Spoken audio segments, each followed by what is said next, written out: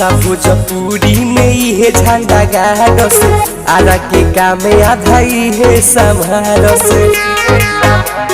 ए भैया भाषा भोजपुरी में ये झंडा गाड़स आरा के काम आधा है समारस।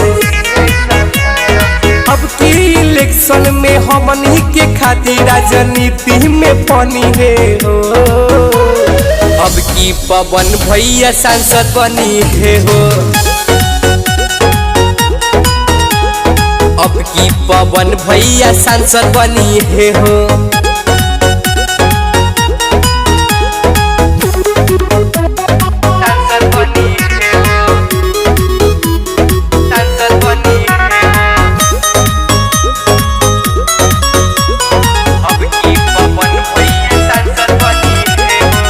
महफिल सजले महले बनल बा इनका जीता बेला सभे जुटल बा। महफिल सजले महले बनल बा इनका जीता बेला सभे जुटल बा। एक बार मौका दे इनहू के भैया निराश न करी है हो। अब की पवन भैया सांसद बनी है हो।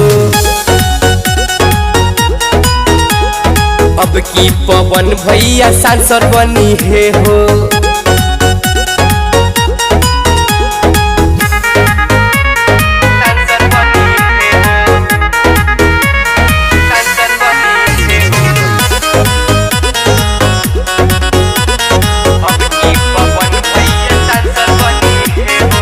हवन से दहाड़ ले अकेले हकी खातिर सभा से लड़े।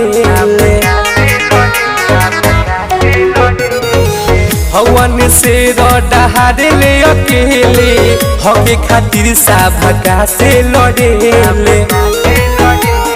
दुष्टाचारी के भैया हमारे आरे लाते जूता करी है हो। अब की पवन भैया सांसद बनी है हो।